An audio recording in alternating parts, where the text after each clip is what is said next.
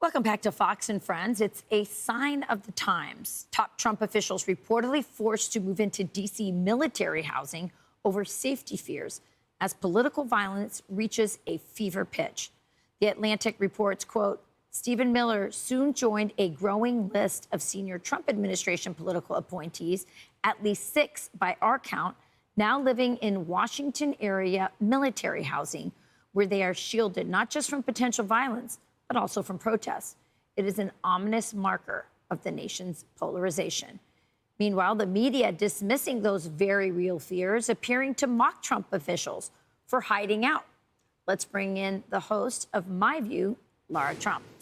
Lara, it's so great to have you on this subject because no family has been more attacked, threatened than your family, but it is definitely expanding. And I think this situation with Charlie Kirk was a, no pun intended, a turning point where a lot of conservatives, those inside of the administration, are like, these people are serious about killing us.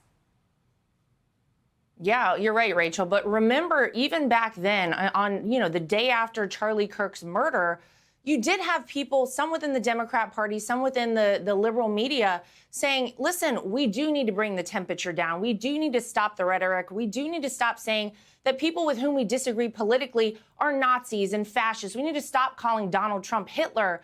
But I guess those days are gone because, as this article points out, the rhetoric has continued. The attacks have continued. You see that these are real people, Rachel. And what is their crime? What is it that the people within this administration have done, like Kristi Noem, like Stephen Miller? They are just trying to execute the will of the American people, do what the president promised. They're trying to make sure that we don't have criminals running rampant in our streets, that we don't have gang members and drug dealers who are taking over our communities. They want to make sure that the Constitution and, the law of the land are actually in place and executed well. And this is unacceptable behavior.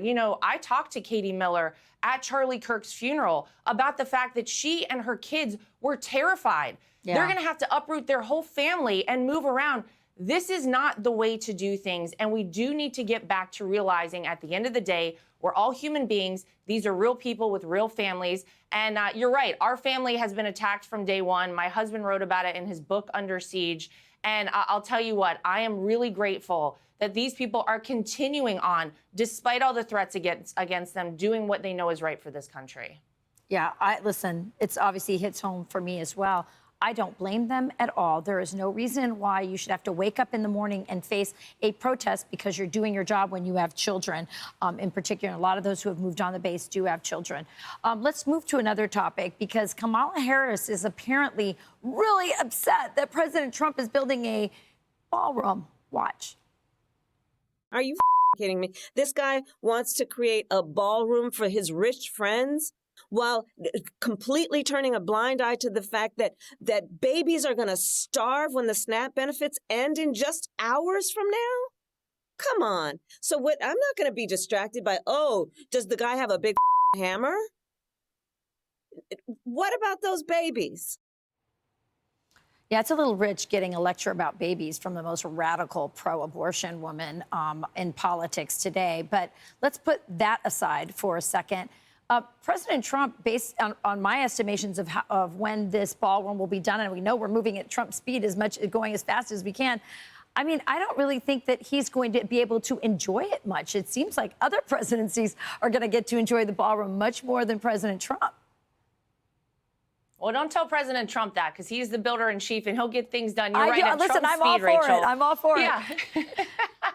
But you're right. Listen, here's the thing that gets me. Obsessing over a ballroom that the taxpayers are paying $0 for. President Trump has already said he's got the funding for it. It's coming from private money. He's funding some of it himself. And it's being built by the guy who completely changed the skyline of New York City, who has been a builder his entire life. And it will be for all the presidents in perpetuity going forward, Republican or Democrat, to enjoy. However, if this is the approach the Democrats are taking, if they are, instead of actually continuing to care about the American people like the Republicans are, and obsessing over a ballroom and wanting to keep our government shut down, I don't know if we're going to see a Democrat take that ballroom as president of the United States anytime soon. she may want to talk to her colleagues on the Democrat side of the aisle if she's worried about the SNAP benefits, if she's worried about babies getting their food, if she's worried about people being able to operate in this country. Let's get our government back open and up and running. It is the Democrats who have continued to keep it shut down. So she may want to have a combo with It's been them. fun watching them lose their mind over the ballroom. I just really think, Laura, they're just peanut butter and jealous. I mean, Barack Obama spent almost as much as President Trump is going to spend with his private money and donations on the ballroom as he did on a basketball court. It's embarrassing. And then he built that Tower of Terror that everyone hates in the south side of Chicago. It's disgusting. It's so ugly. It's anti-human. And then they're just upset that they couldn't build the ballroom. I'm Steve Doocy. I'm Brian Kilmeade. And I'm Ainsley Earhart. And click here to subscribe to the Fox News YouTube page to catch our hottest interviews and most compelling analysis.